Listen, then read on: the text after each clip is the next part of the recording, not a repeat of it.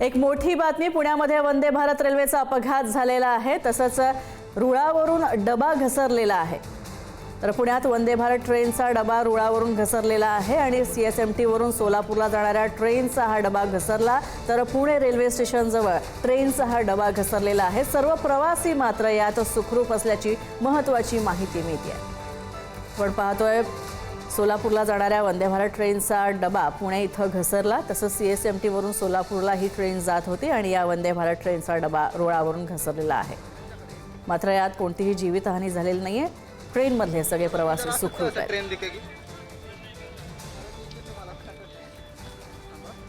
तर वंदे भारत ट्रेनचा डबा रुळावरून घसरलेला आहे। अनेक प्रवासी या ट्रेनने प्रवास करत होते, मात्र सुदैवानं कोणतीही जीवितहानी झालेली नाहीये।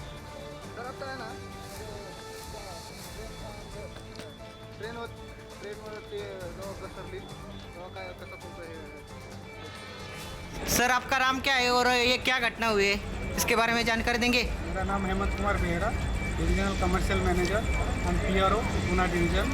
आज ये मुंबई से सोलापुर जाने वाली वंदे भारत जब पूना स्टेशन के 3 नंबर प्लेटफॉर्म में अप्रोच करते हुए टाइम में उस C15 नंबर कोच का सामने वाला ट्रॉली जो है वो डिरेल हुआ है। जितना भी पैसेंजर थे सब सेफ है, उसमें कोई दिक्कत नहीं है। कोई करना मी करतो, तुला एकच मिनिट तो तुमचा करल आणि आमचा इकडे इकडे इकडे थांबा थांबा लाईट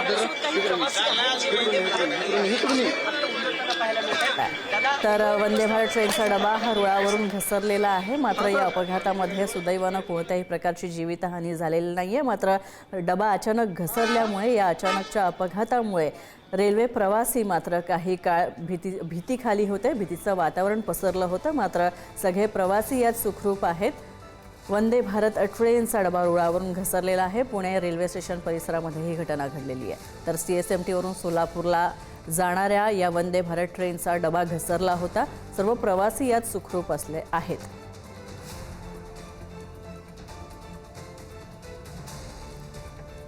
तर पुणे रेल्वे स्टेशनवर हा अपघात घडलेला आहे। मात्र सुदैवानं यात कोणत्याही प्रकारची जीवितहानी झालेली नाहीये। तर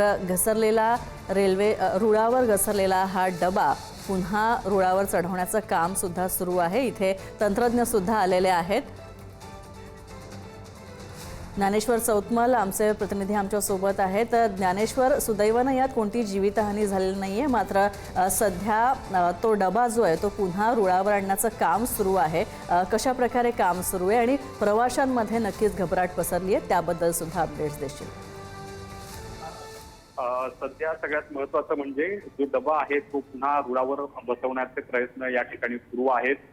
सगळ्यात दिलासादायक गोष्ट ही आहे की या सगळ्या घटनेमध्ये कुठलीही जीवितहानी झालेली नाही किंवा कुठल्याही पद्धतीने कोणी जखमी झालेलं नाही। सुदैवानं ही वंदे भारत वेगात नव्हती। जर वेगात असते आणि जर त्या घसरला असतं तर मोठा अनर्थ घडला असता, मात्र कुठलाही अनर्थ घडलेला नाही। या सीएसएमटी वरून निघालेली सोलापूरच्या दिशेने ही वंदे भारत एक्सप्रेस जी आहे ती घटना पुणे स्टेशनच्या जवळ डायमंड क्रॉसिंगच्या जवळ घडली, जिथं डायमंड क्रॉसिंग हटवण्याचं आता निर्देश देखील दिल्याची माहिती मिळते आहे।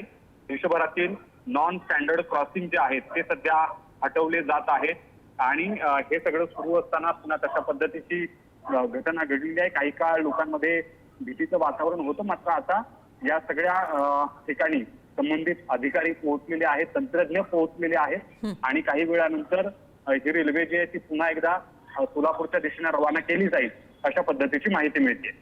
ज्ञानेश्वर, साहजिकच लांब पल्ल्याची गाडी होती, त्यामुळे वंदे भारतला या ट्रेनमध्ये खरं तर मोठ्या प्रमाणात प्रवासी असतील। साधारण किती प्रवासी होते यात? प्रवासी या ट्रेनमध्ये होते। या सगळ्या प्रवाशांचा प्रवास सीएसएमटी पासून सोलापूरच्या दिशेने सुरू होता। जेव्हा प्लॅटफॉर्म नंबर 3 वर ही वंदे भारत रेल्वे आली तेव्हा ही घटना घडलेली आहे। काही काळ प्रवाशांमध्ये भीतीचं वातावरण होतं, मात्र आता रेल्वे प्रशासनाकडून सर्व प्रवाशांना आश्वस्त करण्यात आलेलं आहे आणि कुठली जखमी किंवा कुणाला इजा न झाल्यामुळे प्रवाशांमध्ये देखील जे भीतीचं वातावरण निर्माण झालेलं होतं ते निवळलेलं आहे। काही वेळात संपूर्ण रेल्वेचा जो डबा आहे जो रुळावरून घसरलेला होता त्याला ट्रॅकवरती ठेवलं जाईल आणि सोलापूरच्या दिशेने ही वंदे भारत रवाना केली जाईल अशा पद्धतीची माहिती आहे.